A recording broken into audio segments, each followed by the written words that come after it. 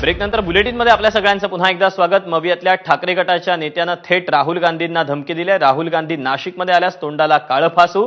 ठाकरे गटाचे शिवसेना नेते बाळा दराडे यांनी हा इशारा दिलाय। सावरकरांविरुद्ध अपशब्द सहन करणार नाही, काळं फासता आलं नाही तर राहुल गांधींवर दगडफेक करू असं दराडे म्हणाले। बाळा दराडे हे ठाकरे गटाचे उपमहानगर प्रमुख आहेत।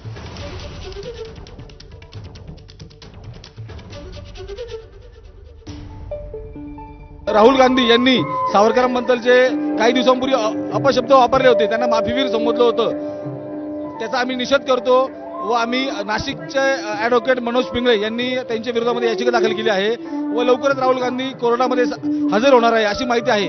पण ज्यावेळी राहुल गांधी नाशिकमध्ये येतील तेव्हा त्यांच्या तोंडाला आम्ही काळं फासू, त्यांच्यापर्यंत जर पोहोचू दिलं नाही तर आम्ही त्यांच्या ताफ्यावर दगडफेक करू आणि त्यांना दाखवून देऊ काय सावरकरांचे हिंदुत्ववादी सैनिक कसे असतात ते।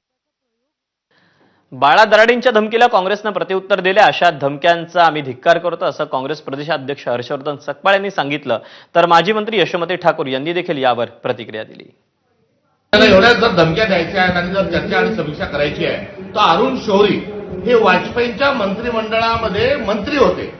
अरुण शौरी हे भाजपचे खासदार होते आणि अरुण शौरींनी मोठं लट एक पुस्तक आता सध्या सावरकरांच्या बद्दल लिहिलेलं आहे आणि त्या पुस्तकामध्ये त्यांनी सर्व पुरावे जोडलेले आहेत आणि जे राहुल गांधी म्हटले तेच अरुण शौरी यांनी देखील तशा स्वरूपाचे आरोप नव्हे तर तशा स्वरूपाचा इतिहास हा जगापुढे मांडलेला आहे। त्यामुळे त्याची समीक्षा ही व्हावी।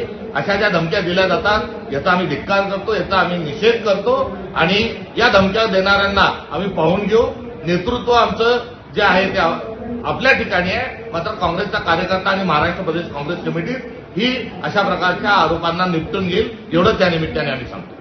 राहुल गांधींना धमकी देणं एवढं सोपं नाही आहे आणि असं कोणीतरी वायफळगिरी जर करत असेल तर त्या ठिकाणी त्याची खबरदारी आम्हालाही घेता येते। आम्ही शांततेच्या मार्गाने महात्मा गांधींच्या मार्गाने चालणारे अहिंसेची मंडळी आहोत। पण आता कलयुग आहे आणि कलयुगामध्ये आम्हालाही कलयुगासारखं वागता येतं एवढं लक्षात ठेवावे। महाविकास आघाडीमध्ये आपण सगळेजण सोबत आहोत आणि जर आहोत तर मग समज तर दिलीच पाहिजे। असं कोणी काही कसंही बोलतील आणि आम्ही काही सहन करू असं नाही आहे। कोणी एखादा पदाधिकारी बोलला म्हणजे ती पक्षाची भूमिका नाही असं स्पष्टीकरण ठाकरेंच्या शिवसेनेच्या उपनेत्या सुषमा अंधारे यांनी दिलं। तर नाशिकचे महानगर प्रमुख सुधाकर बडगुजर यांनी देखील यावर प्रतिक्रिया दिली। नाही, काय मी ऐकलेलं नाही, लक्षात घ्या। मला काही माहिती नाहीये, तुम्ही जे काही सांगताय ते, तुम्ही जे म्हणताय ते मला जरा एकदा माहिती करून घ्यावं लागेल। आणि कोणीतरी काहीतरी म्हटलं त्याच्यावरून लगेचच काहीतरी पक्षातल्या काही आपण ठरवावं असं काही नसतं। सावरकरांविषयी सर्वांचंच प्रेम आहे। आदरणीय उद्धव साहेब असतील, आदरणीय हिंदू सम्राट बाळासाहेब ठाकरे असतील, पूर्वीपासून भूमिका जी आहे ती निश्चितपणाने सावरकर एक देशाचा आदर्श आहे आणि तो आम्ही मानतो। बाळादारांनी जे वक्तव्य केलं ते त्याची वैयक्तिक भूमिका